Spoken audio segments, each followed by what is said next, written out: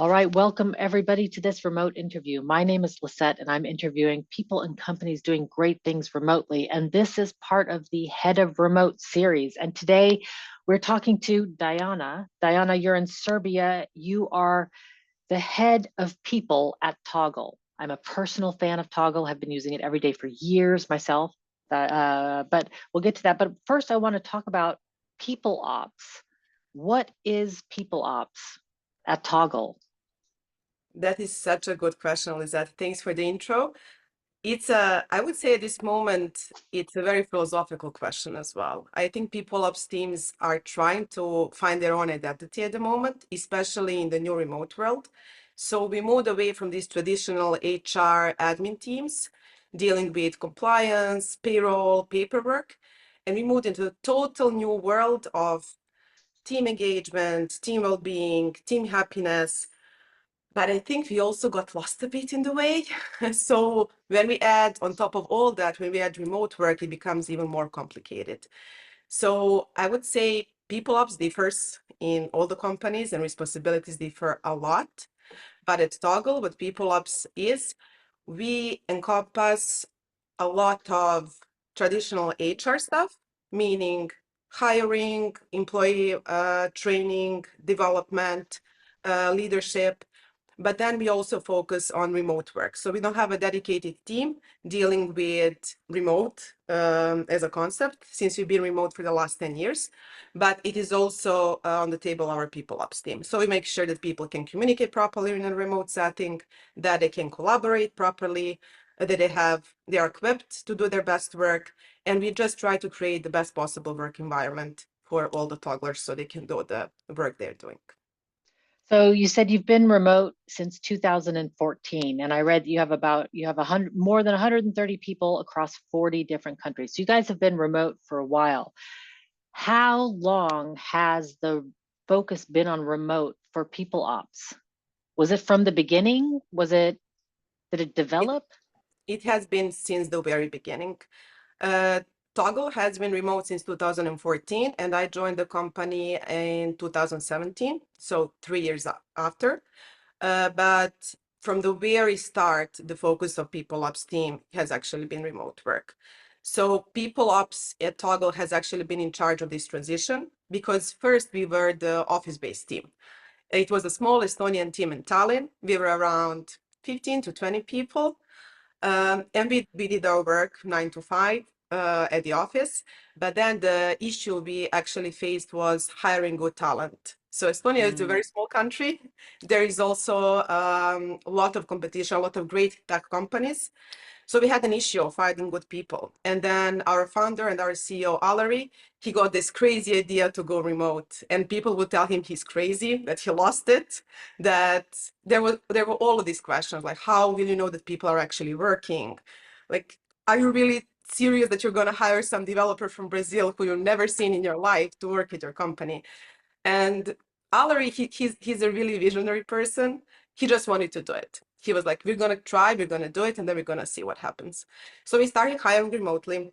The first hire, I believe, it was a developer from Brazil. Then we started expanding through other countries.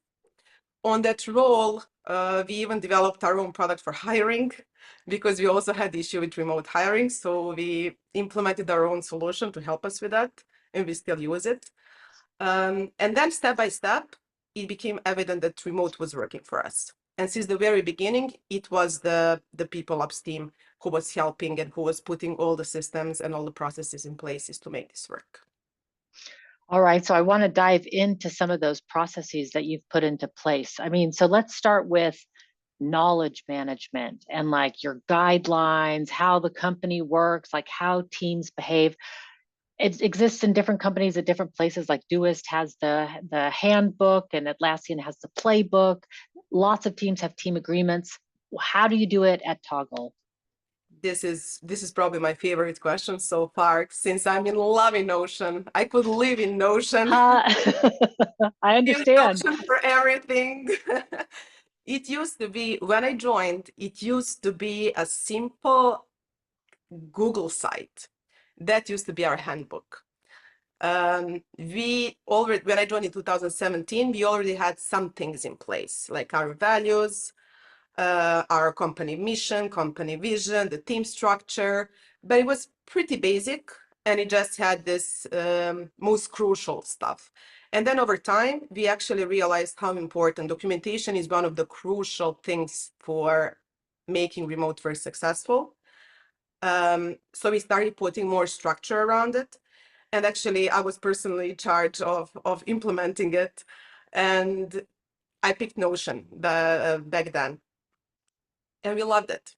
And since then, we've been using Notion, and it's our knowledge base. It's not only about the handbook. There is a lot of other documentation there. So what we do have, we have like a general team space where we keep the team handbook. We also have a leadership guidebook, which is similar to a handbook, but it's for our leaders. And we have a lot of other general documentation for the team, but then also each of our departments, they have their own team spaces where they keep their documentation. This is the source of truth for your remote team. It is so important to keep it well organized, well maintained. It can get cluttered, so you need to have a really strict rules in place. What gets documented there? How often do you need to clean it up? You need to archive the documents that you don't use anymore so they don't clutter the whole team space. And then you also just need to make sure the documents are up to date. This is the most difficult part because when you have documentation and you keep documentation in one place for 7 years, there can be a lot of different stuff which compile over time. So you just need to make sure to do this constant maintenance work to keep it clean and I mean, that organized. was my number one question, is like, the organization is hard. How do you get people? I mean, I've seen, I'm working with a company right now and everybody's got their own note-taking system, and like everything's documented, but it's in random places. Like you'd have to, I mean, you just have to do a search for it, right? You spend hours searching. How do you get people to conform? You just need to have a really clear guides and really clear rules in place. We have this structure and we are really strict about structure. So if I create a doc as people ops, it needs to live in people ops team space. I can't create it in a random place in Notion. We also try to make it very clear what the Notion is for and what some other places are for. So if you are doing your personal notes, don't make them public. Keep them personal for yourself. So it's important to have these rule in place to make sure that relevant info lives in relevant places. And then you just need to do some policing work, unfortunately. That is part of the people ops work in our team, meaning that if you see the things are getting out of hand, if you see the things are getting too hectic, you just have to go after people and ask them to clean the mess. And then people learn over time and they actually comply with the rules. So that is the tangible information I'm looking for. It is up to people ops. It's you and the other people working with you in people ops. Yes. Ultimately, like, you put down the guidelines, and unfortunately, at times you also have to be looking, when you see something, you say something. It's sort of Exactly. right. And then you have the authority to do, like, you have the backing of leadership, I'm assuming. Absolutely. The biggest Yeah. support, you really, as a people ops team in any company, you need to have backing from the senior leadership team. That will make your life 100% easier. So whatever you try to do, you need to partner with senior leadership, get them on board, and then everything is way, way easier. If you just try to Yeah. do it as a hero by yourself, and just go around and try to push it with people, sometimes it can be a bit more difficult. Yeah, I mean, you've got that one group that hates Notion for whatever reason, right? And they want to use whatever, name other tool. And yeah, I mean, that's just the reality of the situation. That's why I wanted to dive into, like, okay, who's responsible? I love it though. Relevant info has to live in the relevant places. I Yes. really love that. I think that's important. When I interviewed astronaut Paul Richards last year, he said that astronauts train, because I was thinking about, like, how do you work remotely from space? And he said astronauts train to have the right information at the right place at the right time. And I was like, yeah, that's exactly what remote workers train for. And you're just confirming that belief. So Makes a lot of documentation is sense. important. Okay, what about tools? Like, can you use whatever tools you want? Are there, how does that work at Toggl? That's a really good question, especially because we actually put a lot of effort in the last 6 months or so to clean up our tool stack. Hmm. What we've done historically is we have tools which are for company-wide use. So for example, communication, async communication happens in Slack. We don't use emails. We never use emails for internal comms. So it's Slack, then documentation lives in Notion, the code lives in GitHub.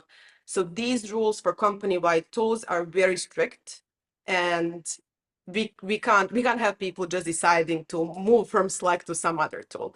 So company-wide, we're really strict about it. But then when it comes to department and team level, teams and departments and individuals are free to choose their own tools to work with. Now, this can get a bit out of hand. So it's really important to have a way to track your usage of tools, to make sure also that Hmm. you don't duplicate tools. We've been in situations where we have 3 different teams using 3 different scheduling tools. So somebody's using Calendly, somebody's using a different one. Then, first of all, you're wasting money. You don't have a streamlined process. And then also you have multiple people dealing with multiple subscriptions, multiple admins. So you're also wasting your team effort. It's better to have it streamlined, to pick one solution and then let teams use it. So you have one person managing the tool, being the admin, and that person can handle everything about that tool.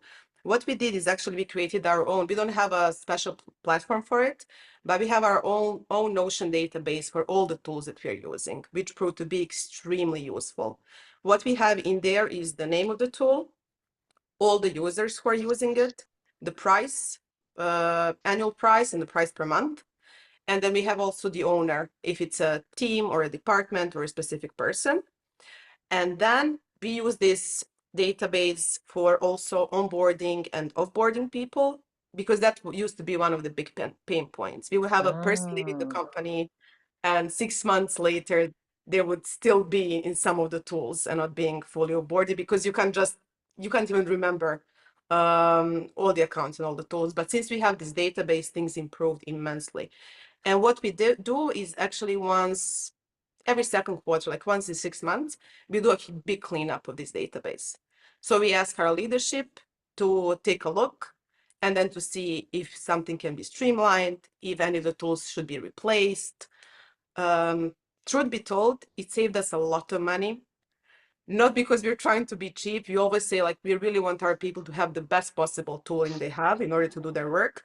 But there was just so many things which were duplicated or not needed or redundant that we don't even know we have accounts there. But once we cleaned it up, it was a considerable number in the end of the money we saved. So I deep recommendation to actually have a streamlined system for your tooling and to keep an eye on it. I love that. I mean, I did a check on my own tools a couple of months ago, and it was shocking to see how much I spend on tools every month. Right, Yeah. it's like really like eye opening. And two, indeed, how many I had that were just subscriptions that were just running. So I love you mentioned. I love you're tracking the usage, because sometimes it's just a random subscription somebody tried and it just keeps running, and a year Yes. later you're paying thousands, right, for these things. And I love that you've made it into a database that's transparent and you've added the cost of the tool. It then becomes everybody's responsibility to decide what is okay. Like if you see some, there are obvious outliers.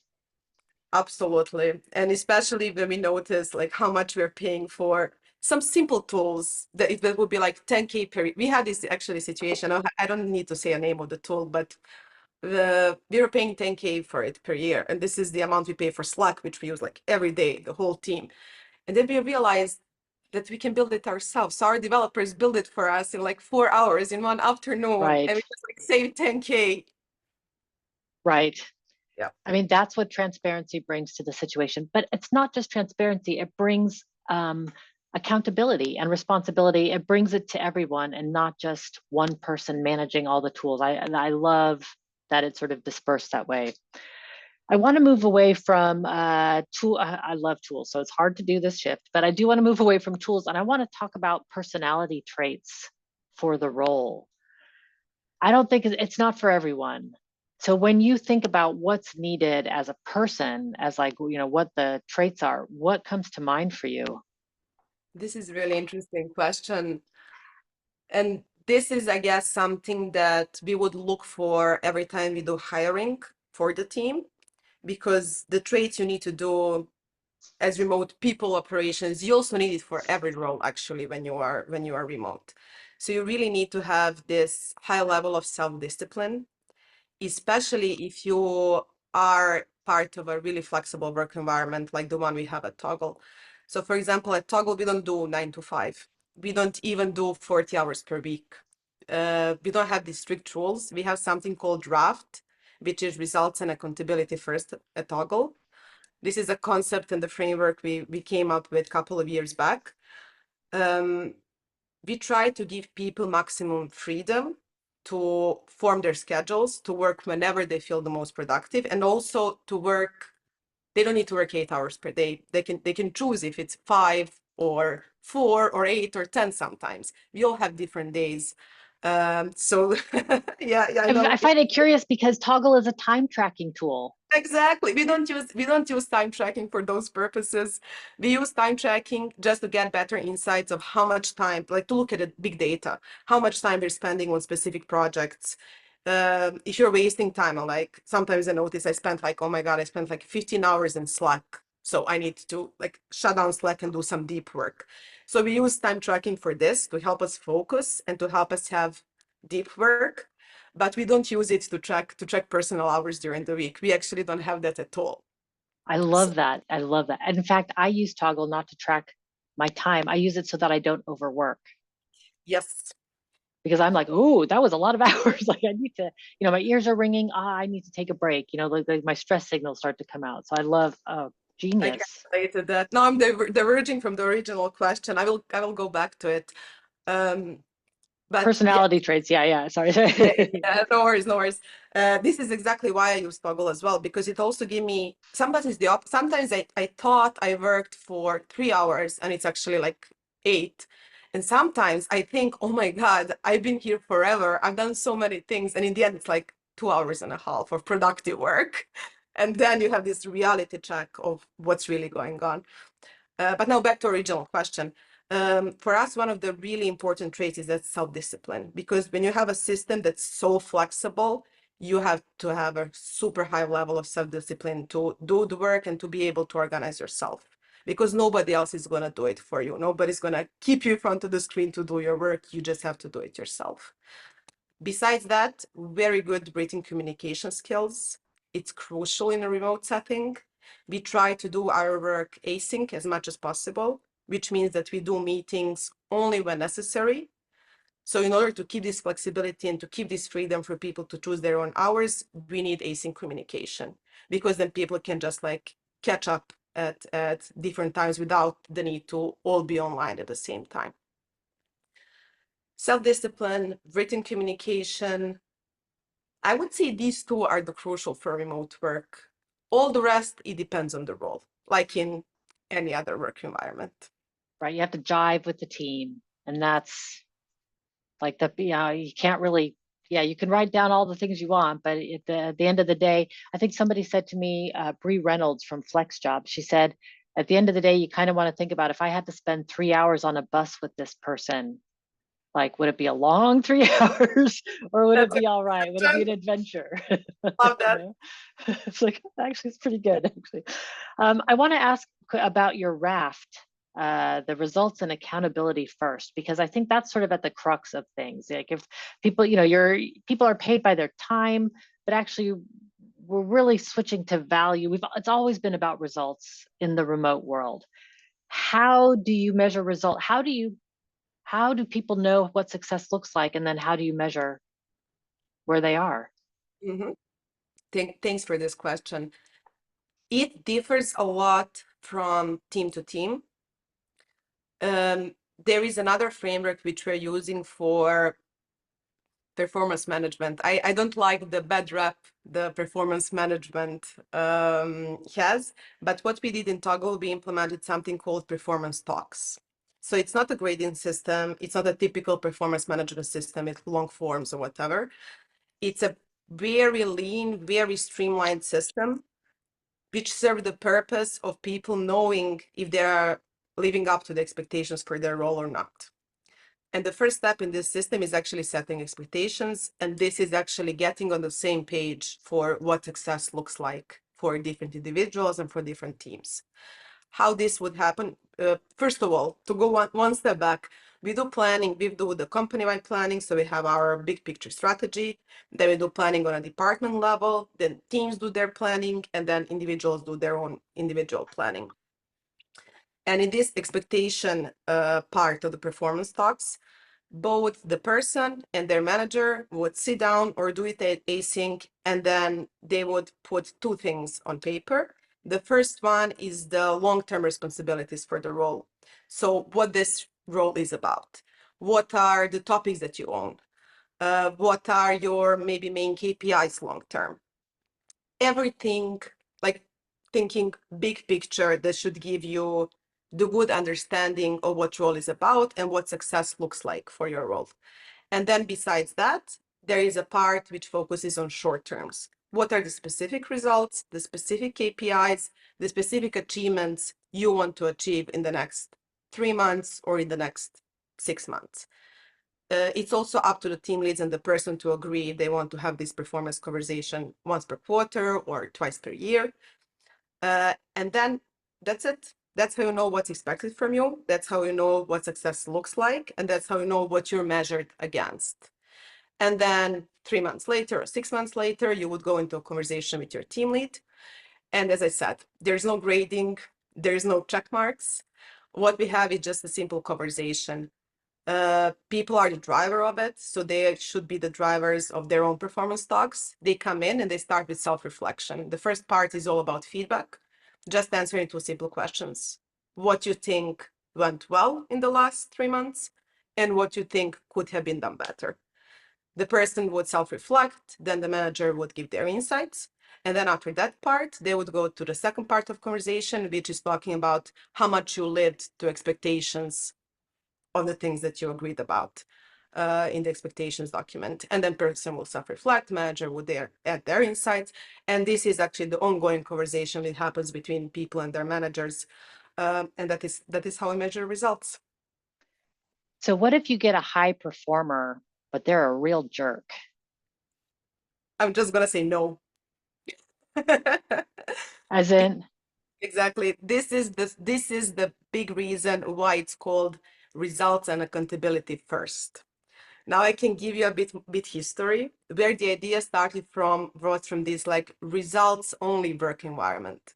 And the only part bothers us a lot because it's not only about results. We don't tolerate people who bring results but don't live up to our values, or who bring results but are not good for the team and people around them.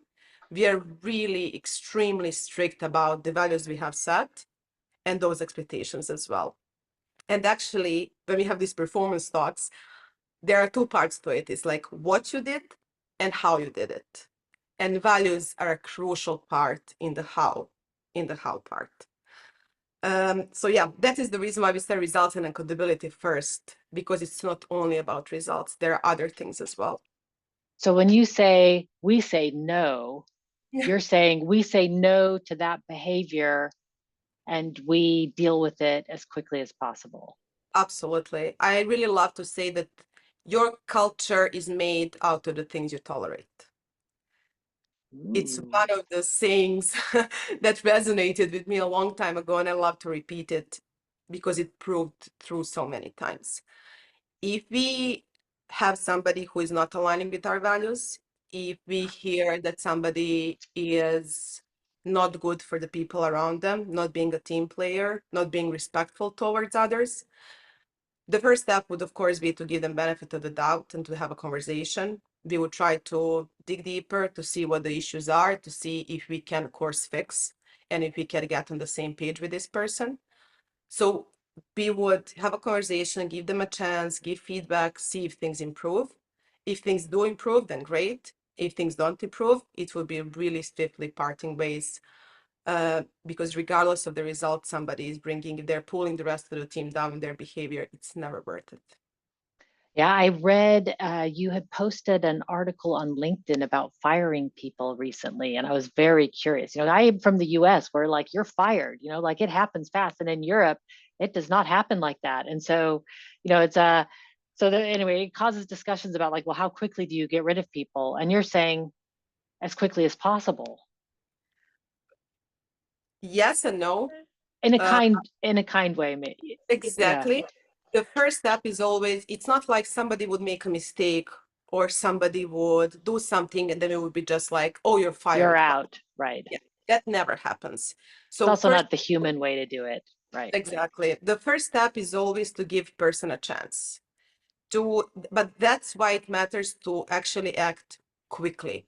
You can't let it drag on for 6 months and nobody says anything, and then you just like come in and you're like, oh, you're fired. The moment we see something, the moment we notice something, it would be the responsibility of a manager of that person to go talk to the person and to try to help them get back on course as quickly as possible.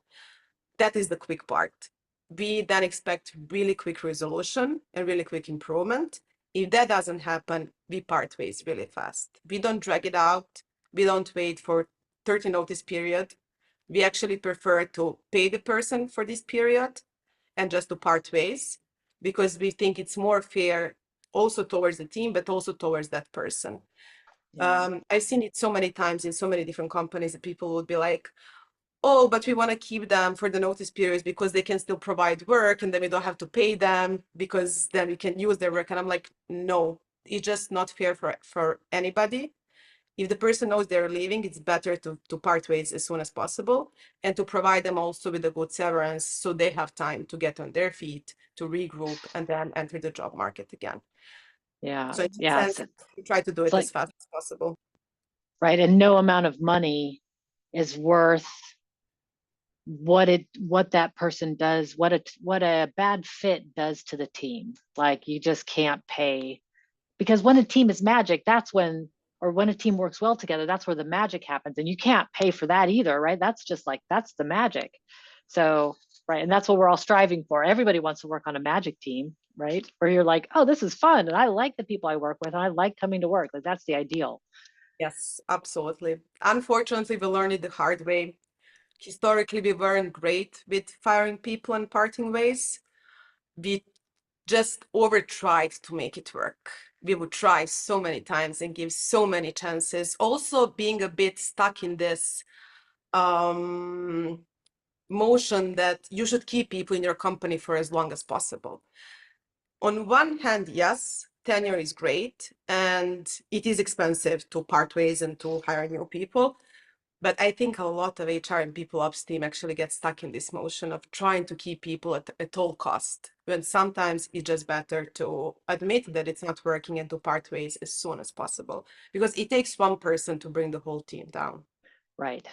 Right. That is really the case. Yeah, indeed. I've been on teams like that too. And when that person goes, it's like, oh my God, I didn't even know how much weight, like the thought, the mental weight, yeah, all of that. All right, we're totally running out of time. And I'm like, I have tons more questions, but I do have to ask, for new heads of remote, like what would you advise somebody if they're crafting this position or going into this position themselves? I mean, if you can think back, like how would you start? I I know it would depends on the company, but like I'm just, absolutely, yeah. it depends on the expectations, but actually that's what I wanted to say. I would start with putting these expectations down on paper. So don't go into it just like a hero trying to do everything. Try your best to be strategic about it. Sit down with your CEO, with your founder, sit down with the senior management, and then try to, first of all, understand what your company strategy is, what your business strategy is. Because once you understand that, you will understand what kind of team you need and what tools you need to put in place for that team to be working properly. So first, get familiar with the business. Really understand what your company is about. Get familiar with your company values, what you stand up for, and because your values will be defining how you're working and how you're setting everything up. And then put things on paper, as I said. Try to be strategic. Don't try to do everything at once. There's going to be a lot of things. If you're just entering the role or if the company is just going remote, there's going to be so many things, but they need to be done in different phases. So map it out, make some kind of a 1-year plan, for example, and then try to figure out what is the most crucial thing you need to tackle in, so to say, first 3 months. I would always start with communication, which means setting up tools and also coming up with communication guides. It's crucial that people know what is expected of them. Are they expected to be online from 10 a.m. to 4 p.m.? Are they expected to respond to messages immediately? Or you are doing async and that can wait a bit? So put these rules in place because they will make the life of your team way easier. Craft your team handbook, put all these remote policies in place, put your team structure, all the basic information on the company, how you do meetings, how you communicate, what are the policies on vacation, benefits, compensation. Also Google it out. There are like so many open resources at the moment about team handbooks. I'm pretty sure you can pretty much just like copy and paste it to your own. Yeah, why reinvent the wheel, right? Like use Exactly. Doist or Atlassian or right. Oh yeah, indeed. Exactly. There is a lot Indeed. of good stuff out there. So communication, the team handbook, and align if you are a different team from your people ops team, just align with them who is responsible for what. A lot of things can overlap. So it's crucial to make sure that everybody knows what their part of the work is. And then good luck. I would also say one more thing, network. Connect with people who are in the similar roles or who've been in these roles before you. I'm always genuinely happy when somebody reaches out on LinkedIn or whatever to me and is like, oh, let's have a virtual coffee and have a chat about how you've been doing this. Ping me, get somebody else. Find people you can learn from, have a coffee with them and they hear from their experience. This will be usually way more productive than like reading things online. Talk to real people and learn from them. Yeah, indeed. It's indeed. Talk to real people and learn. I mean, read all the blog posts, but invest in the conversations. Absolutely. Exactly. Well, I am so glad I invested in this conversation. Really, I took copious notes. Like I was having, I was like, I should really look at you again. And I'm just writing so many things down. Really, I really appreciate all of the knowledge that you've shared today. Thank you so much for being here. Thank you so much for having me, Lizette. It was a pleasure. All right, everybody. Until next time, be powerful.